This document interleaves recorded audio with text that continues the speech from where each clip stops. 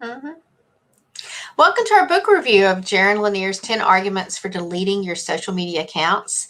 Those of you who have read Lanier's book, you know that he's concerned about how social media is making us unhappy, destroying our capacity for empathy, as well as destroying our political system. So Lanier will be with us on May 3rd at 6:30. But today we're talking to Ski Sullivan, who's the Senior Director of Marketing and Public Relations here at NCTC. And he's going to share some of his thoughts on social media, a different perspective, if you will. Ski's been with NCTC for a few years, and he'll talk about his experiences using social media platforms both at NCTC and in previous positions. So, Ski, why don't you tell us a little bit about yourself before we get started? Okay, well, thanks, Jill, and hello, everybody. I appreciate your time and the focus here today on what's a very important topic, I think, especially if we want to perform and thrive in our lives. My background's in advertising and marketing. I've worked in agencies and corporations. I've owned companies, helped pioneer computing and internet marketing, and trained thousands of people in personal performance in the US and Hong Kong, Taiwan, Tokyo. I landed here at NCTC because in 2018 I saw something. I contend that each of us has the opportunity to have either a job, maybe a career, or a calling. And when I spoke with people at NCTC, it was very clear that there was a calling. There was a promise of learning, there was a promise of teaching, and really the promise of achievement. So if you're on this webinar, congratulations, because you're really part of a select group anyway, that you're part of the bright and engaging mind segment. I think NCTC is a hub of abundance, and you have every right to be hopeful about your future. I think you have every right to be concerned about today's topic, though, too, because we're going to get into some good Q&A regarding Lanier's cautionary tale as he reveals some of the dark influences and commercial forces at work that would keep you tied to your phone, dialed in day and night. But hopefully we can also, shed some light on the useful channels in social media and the perspective that you can adopt to really keep your thinking a little more true to purpose. So, Jill, open to whatever questions you have. Okay. Well, the first question that was on my mind after watching The Social Dilemma and reading the book, 10 Arguments, I knew that I was being tracked. I knew that if I went to Amazon or if I went to a website and looked at a certain product, that would start showing up on my social media feed. I don't think I realized the extent to which the algorithms were being used. So what are your thoughts on the use of algorithms in your field of marketing? Well, we use a lot of those tools too. And what's interesting is even 10 years ago, they were really just the private stash for the NSA. It has leaked out and been utilized more and more where we're able to track people, we're able to follow them, we're able to serve up those ads. But I think what you have to understand is that algorithms are just the latest iteration of what's been going on in data use for years for marketers. We always adapt our marketing to reach more and better defined audiences. Numbers drive those decisions, and really the stories drive the numbers in social media. So if you're online, number one, you have to understand that privacy is gone. There's no such thing. Unless you are completely offline with your phone, you don't have any privacy in your life. People know more about you than you could ever imagine. What's social media, though, too, is really kind of an incredible playground for marketers because they utilize all this data to test and try and do lots of different things. Unfortunately, though, too, that can invite some abuse, and that's what Lanier's contention is all along. At NCTC, though, the good news is that we maintain very positive standards in how we utilize our social media and our approach, because we found that contrary to the contention that division is what's going to drive engagement, we have more buy-in, I guess, more discussions when we share hope and achievement. That's what's building our audiences. Well, and I'd say that's, I use social media at NCTC for the honors program, Phi Theta Kappa, and that's certainly what we like to do, because when our students are successful, then that's good for NCTC, not only good for the student. And so it is a great way to share about our program and what that can do for students. So what else would you say about how social media can be a positive force in marketing and PR? I think he's correct in that he points out that the negative messaging and fear of loss does drive higher engagement. People are scared. They want to dial in. They want to learn more. They want to chime in. It drives more engagement than anticipation of gain. And it's why you have marketers and states and some scary people out there creating, the division and the outrage. I think the positive comes from what you share and with what intent. We either post when we post organically through our social media teams or commercially, we're talking about hope. We're talking about lives changing and giving and learning. Those are the greater outcomes. We don't dwell on competing with other schools or who's taking your stuff or who's going to steal your free will or ruin your way of life. That doesn't serve our needs at all.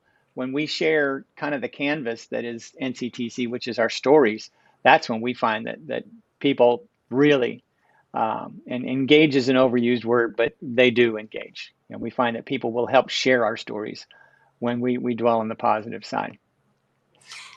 And we really don't have a choice, do we? I mean, if we are a college that doesn't use social media, then I Right? don't see that we have a choice in the matter, right?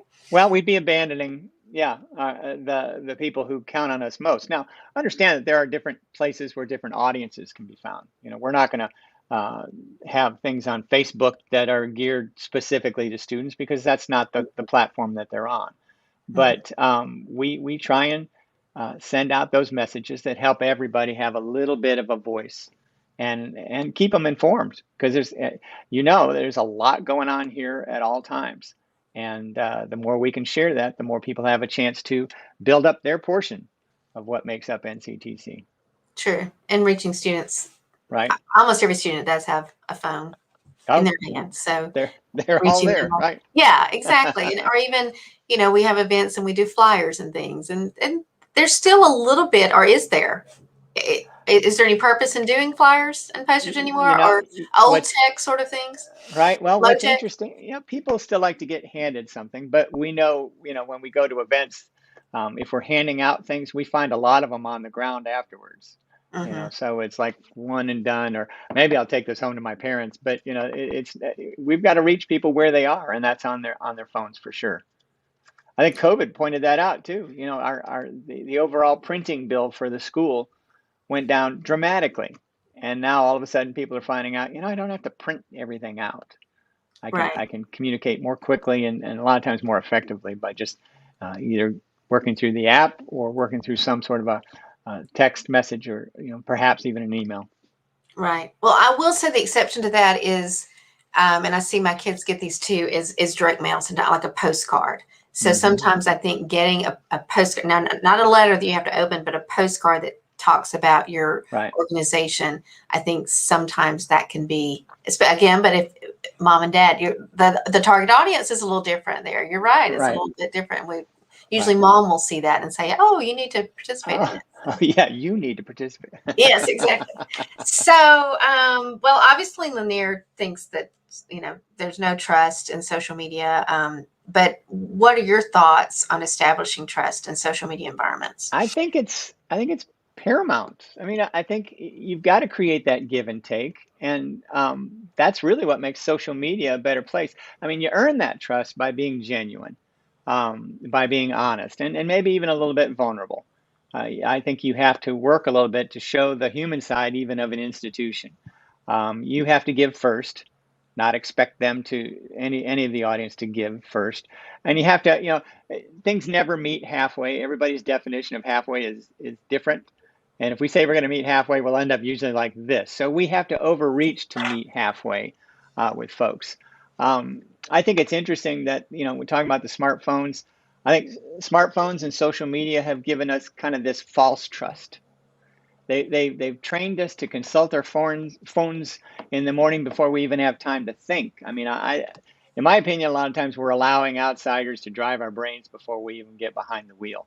And I think that, unfortunately, as it relates to trust, that scenario is kind of eroding critical thinking and the discernment that we need to practice. So I think those two things, critical thinking, discernment, those are key steps that we should take to own our own thoughts, and that will drive our actions and really drives the possibilities, for every day.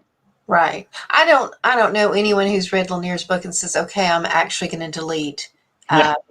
all my social media accounts. And of course, I think he's But using it's that here. It hyperbole. says you have to. It's on the Yeah, but cover. you got to have a catchy title. You know that too. So yeah, the title, maybe you should consider just deleting the app on your phone. It's not quite as catchy as delete all Yeah, your. no, But I no. do think, like you're saying, yeah, maybe it's not the first thing we need to look at every morning, and nor the last thing we look at every night. Okay, I'm curious about what you're saying about we need to make ourselves vulnerable. We have to act before we want our audiences to act. Can you give me an example of that? I'm curious about what you're talking about as far as Well, marketing it. the you have to kind of take apart PR versus advertising. I mean, advertising for years has been about interruption, right? It's hitting you over the head with humor or a concept or somebody screaming saying you must buy this. Right. Social media was meant to be more of give and take. It was meant to be more of the softer PR persuasion, and so that meant that that's how you worked it, and you had to share, but you couldn't. You had to draw people into your messaging. You had to care about them, and that was the narrative from the beginning in social media.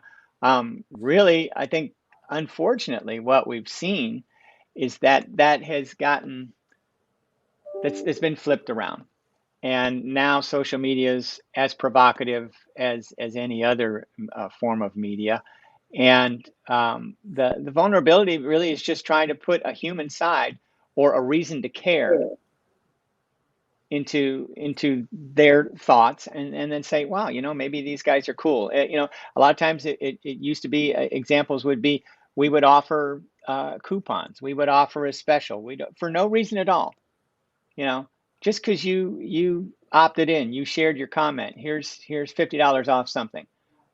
You gave little surprises, little gifts, put little nuggets in the thing, put out links. You just offered up ways for them to engage with your company, your service, your product that was different than what they were receiving elsewhere, and that was what built audience, and that was the early goings of social media, but I think those tenets still apply. It should be give on our end, and then folks will take from that what they want, and then they start to give back because they feel like there's a relationship. Okay. All right. So, of the arguments, the 10 arguments that Lanier makes, which ones do you think specifically apply to the creative fields you've been part of? um, well, if you start with just, in fact, my contention is you can really save all the time going through this book and just go to page 30, and you can pretty much have it in a nutshell. If you want Okay. the synopsis, go to page 30, What's because on page 30? he's got his the acronym, the bummer, in Yes. there, and then he's got his 6 parts of bummer. The A B C D E F. Yes. It's If you 31 in my book, by the way. Okay, so but if you go there, you see that his concern about giving over your free will, and marketers taking advantage of that. I mean, that's real, but it's not new. It's not new in any sort of media. It still plays out in every single piece of paid media that's out there. And the techniques we're using to compete for attention, because we want people to pay attention to us, and so we're competing against other pay to play institutions, even local institutions, for the attention of those potential prospective students, existing students, and their parents. And as I mentioned, social media started out as a softer uh, persuasion. It's more provocative now. Uh, I think it all applies. And as marketers, whether we're marketers for good, or evil, we have to take responsibility to bring out the possibilities in those messages. So I guess the idea is, especially as it relates to NCTC, we've got to get away from anything that even sniffs of fear or scarcity. That's not what this institution is about. It's about the abundance, the anticipation of gain. So we really use our resources, whatever media we're in, even any little technique we use to reach somebody. We're using it as a resource to kind of promote hope. Well, yeah. I mean, we've got an I mean, the community college story is a great. I mean, if you're going to work in PR marketing, what a great message to have.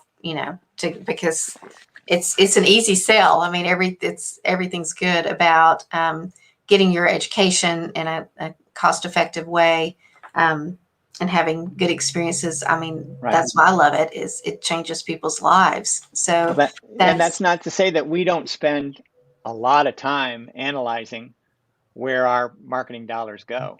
I right. mean, if you sat in one of those meetings, your eyes would glaze over because it's all the different analytics. It's all that we're trying to reach here. Can we do this type of a story? Where will that be more impactful? Will that be better in Snapchat or Instagram? And should the Right. images be moving? So there's a lot of variables that go in there, including, whether or not we're geofencing you while you're in a certain area.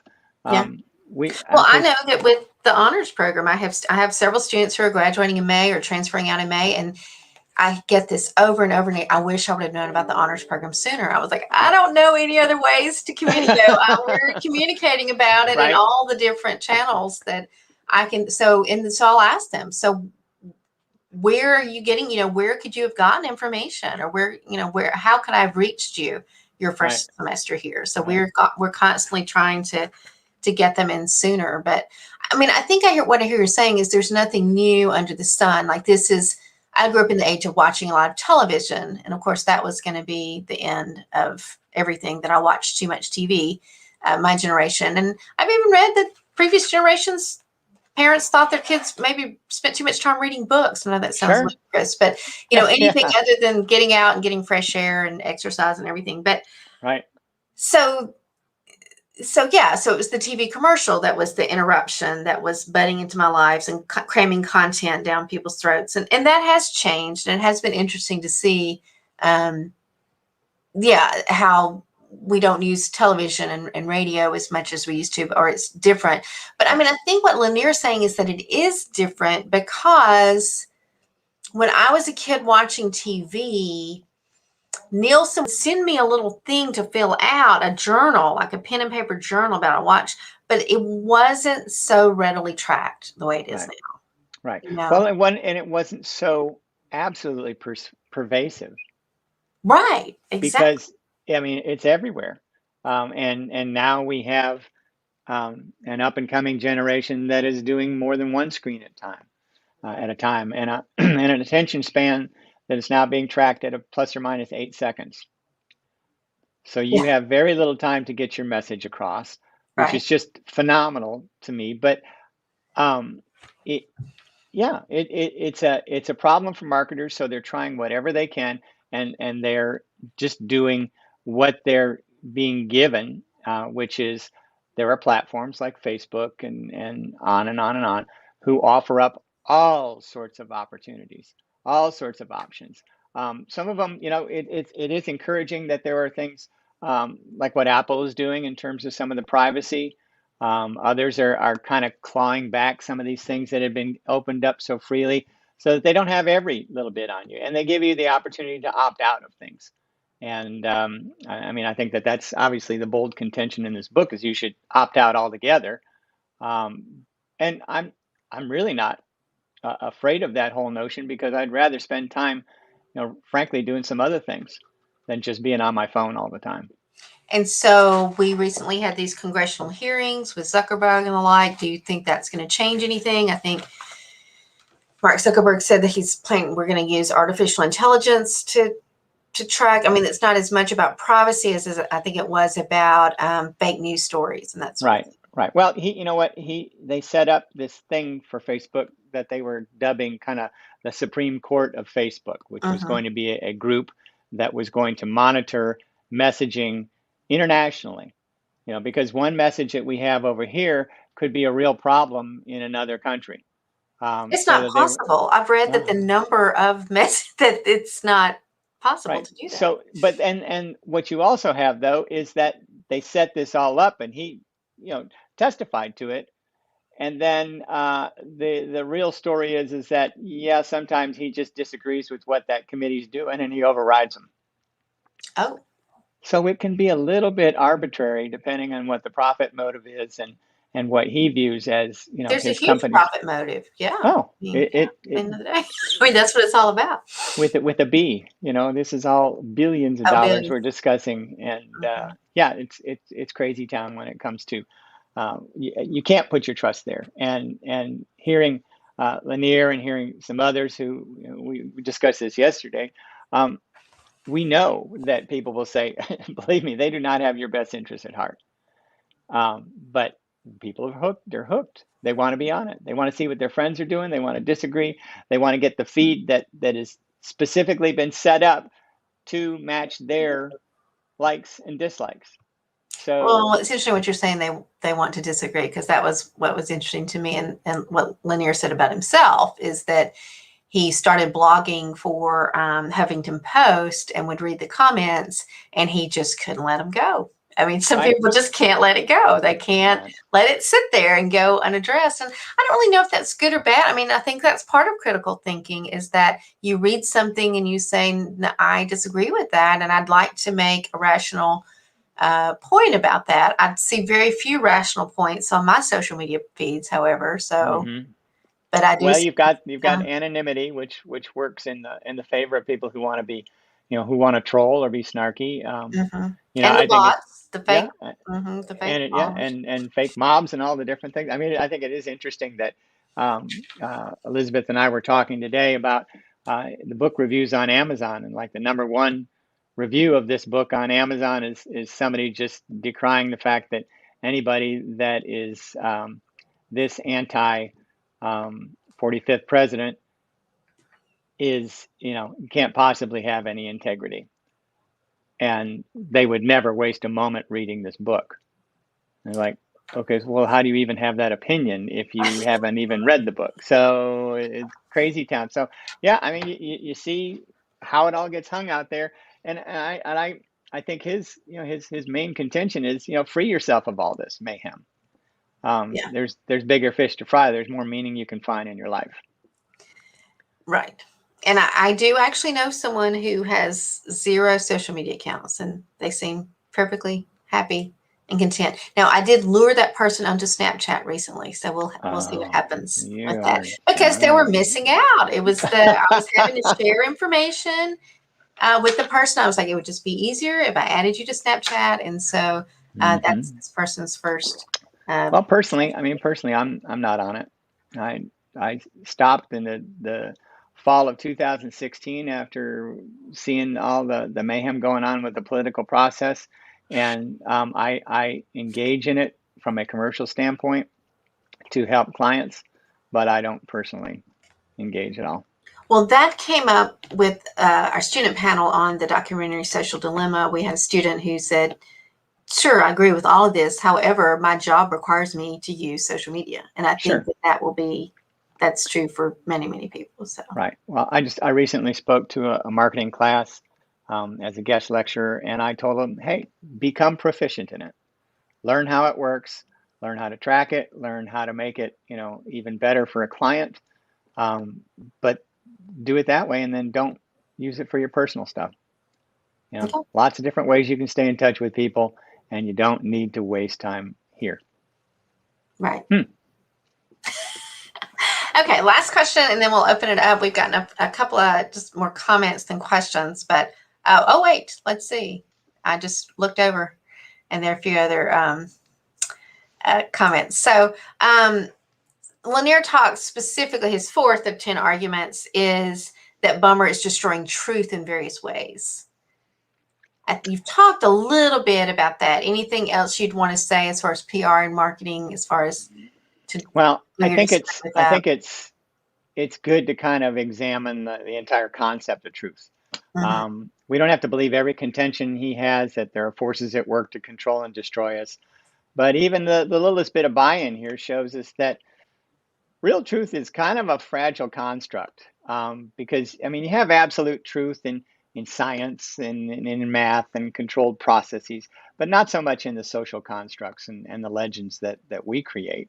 Um, Here at NCTC, we've got this canvas of stories, and we know that there's lots of truths. We discussed this too, where there can be one professor who is renowned in their field They have all the accolades. Their peers adore them. Um, and yet they could get some really negative ratings on Rate My Professors. You know, I don't uh, even know what you're talking about. Dr. So-and-so was so negative. He wouldn't help me when I needed that. He never, looked at my paper ahead of time.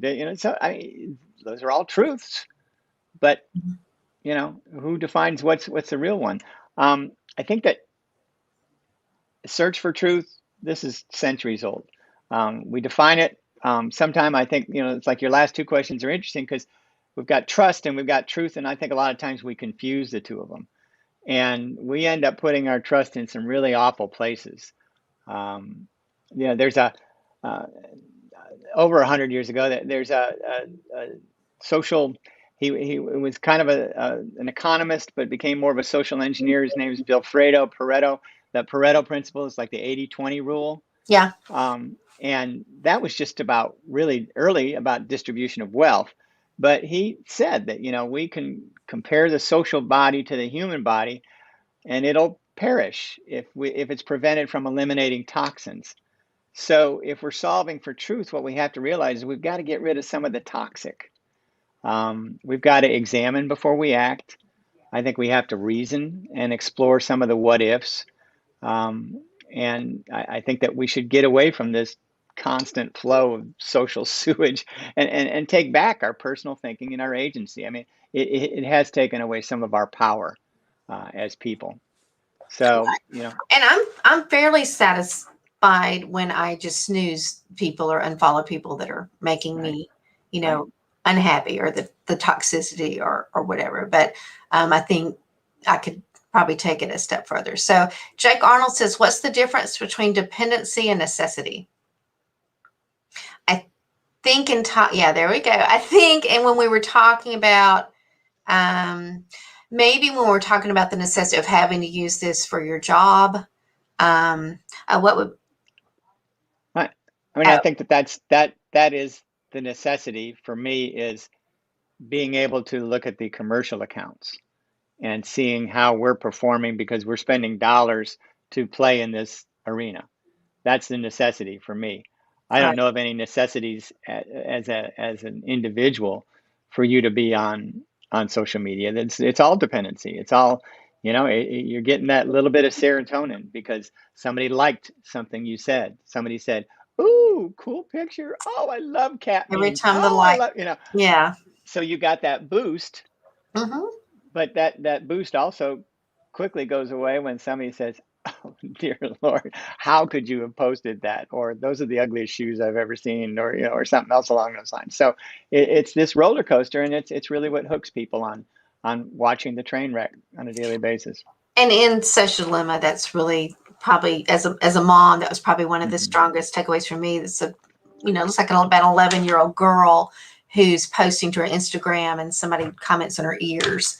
And Oh, I can take that better at my age than I could, as a preteen or teenager. So, what right. does that do when you're really developing your identity, Oh, your self-esteem, and it's based on how many likes or the comments that you get right, your right. No, Instagram. if you're letting it really dive deep into your psyche and drive behaviors, then it's really time to just step back away, I think.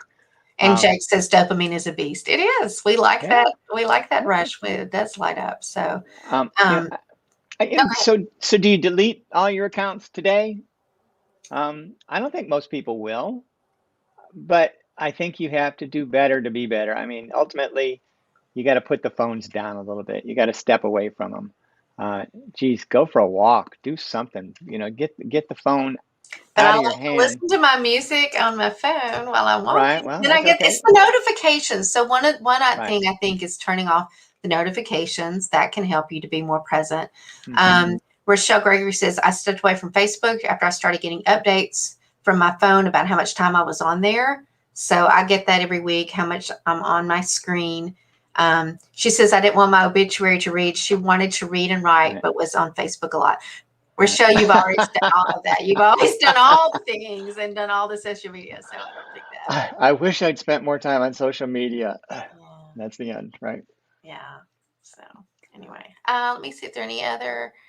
Um, A few comments about how we're all connecting here on social media. Well, it's on the honors web page. So anyway, technology is a wonderful thing. So I'm not going to be Well, this is a good example of using our powers for good, right? right. We're sharing a good dialogue and taking some good questions, and hopefully somebody's getting a little bit out of it. Mm-hmm. Jake, I'm not going to put a lot of faith in teaching you things you don't know. I think you know a lot more than I do, but you are here and we appreciate that. Okay, so we're going to wrap it up. I don't see. Oh, Amy. Let's see what Amy has to say. Amy Ott, who teaches in the English department. Thanks for coming out, English department. We appreciate you joining our talk today. Amy says, I don't believe anyone has deleted their accounts, but I do believe my students are much more aware of their usage and the effects on their behavior. So that is a good point that I've heard from a lot of the English faculty who are teaching this in English 1302, is the students thought the message was going to be, beware what you put on social media, because those pictures of you doing the things you're not supposed to be doing are going to haunt you when you interview in the future. And they thought it was going to be that same tired argument. So I think that it's been interesting for them to, I'm not teaching it, so I don't get to hear from students as much as faculty who are actually teaching the class. But I was super impressed with Lisa Smart students who joined our panel for the social dilemma discussion and their insights on this topic. So I'm glad we're talking about it. And like Amy says, I don't think anybody's deleting any accounts. I think some people have stepped away from some accounts. And I think, yeah, again, just moderation on that. So I think you can get a lot more accomplished in your day if you take, when you first get up, spend 10 minutes on a little bit of meditation as opposed to checking your social feed. Right. Well, thank you, everybody who joined us for our conversation. As I said, we wanted to do this. We've done several events this year based on this theme of social media. We're talking about it in our English classes. We're talking about it in our speech classes. A lot of our events have to do this. So it's been a really interesting so much to talk about on this topic. So if you'd like a copy of the book, if you're not taking English 1302, and I think everybody I see in the chat already has a copy, but if you do want a copy, I will be happy to send you a copy. Just email me at jswarner@nctc.edu. Or if you're interested in knowing more about the honors program that I was talking about, then email me for information on that as well. What a treat.